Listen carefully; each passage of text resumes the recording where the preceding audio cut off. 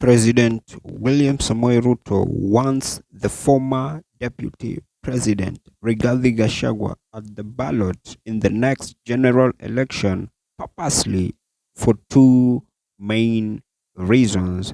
One, President William Samoei Ruto knows pretty well by having Rigathi's name on the 2027 ballot, then that is likely to give him a leeway to the campaign and win against him using his tribalistic sentiments to his own advantage. And the second reason why President William Samoei Ruto wants Rigathi on the ballot in the next general election, it is quite simple.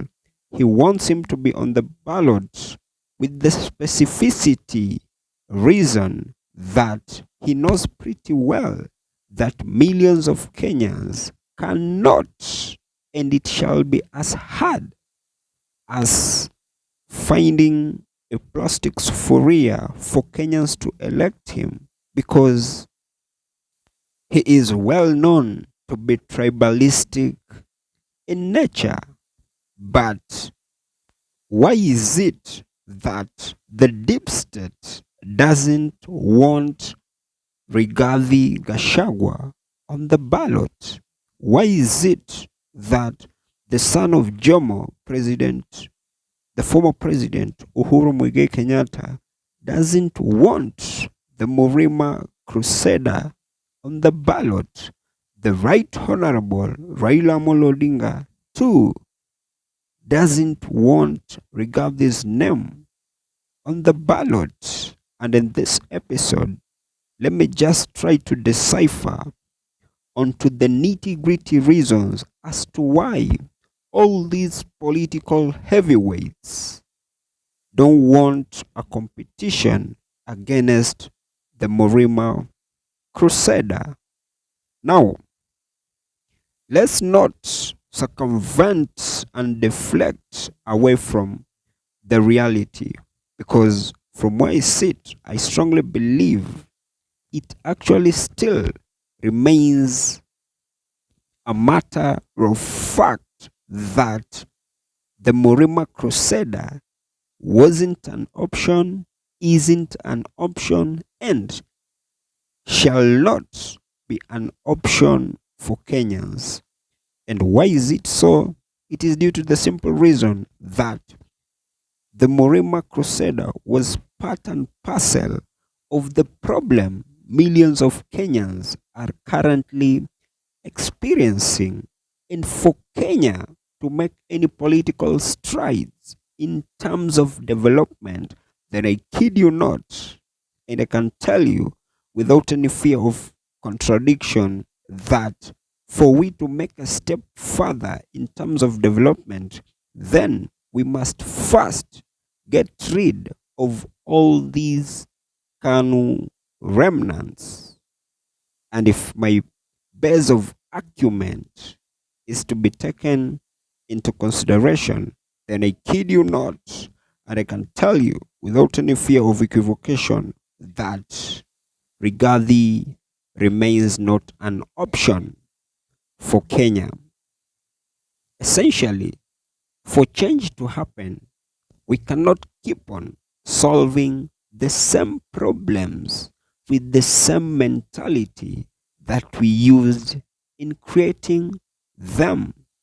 So, this is in simple terms to mean that replacing President William Samoei Ruto with the Gachagua presidency, that, from where I sit, is tantamount to jumping from a pile of shit into a sewer.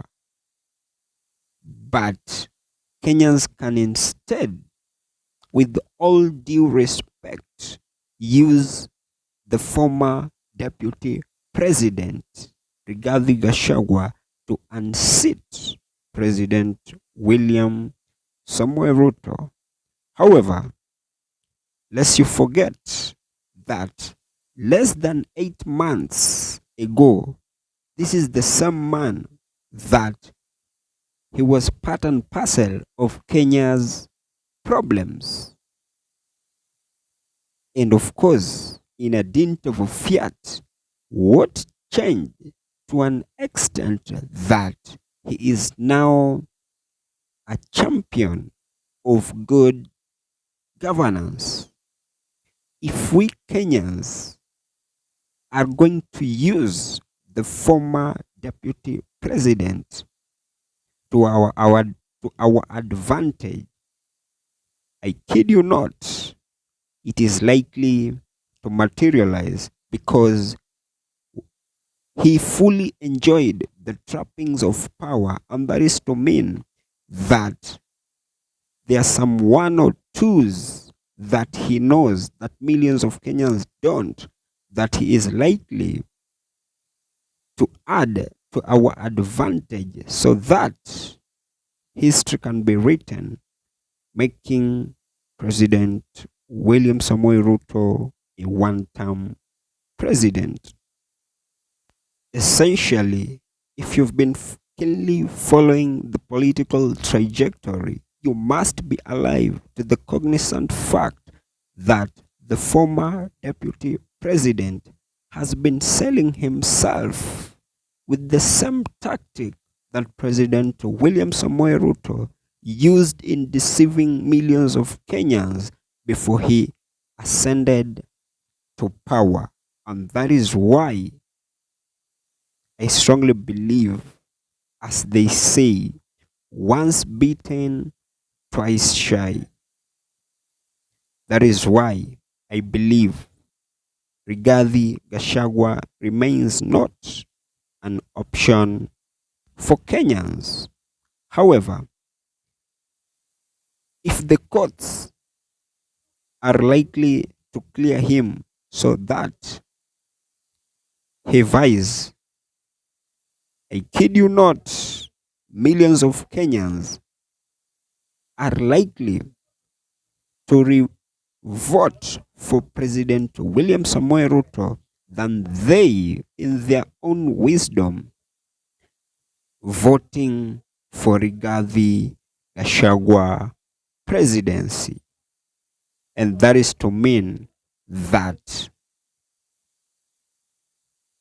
Kenyans would have chosen a lesser evil of President William Samoei Ruto than that of Rigathi Gachagua.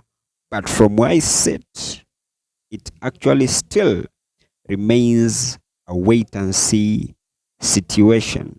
And as I come to the penultimate part of this episode, that has just been my opinion. If by any chance you do have a contrary opinion to mine, you can as well just feel free. Drop them in the comment section and I'll give them a right of reply. And by any chance, if you've been watching my videos and you've not subscribed, you can as well just consider hitting on the subscribe button. Thank you and may God bless you.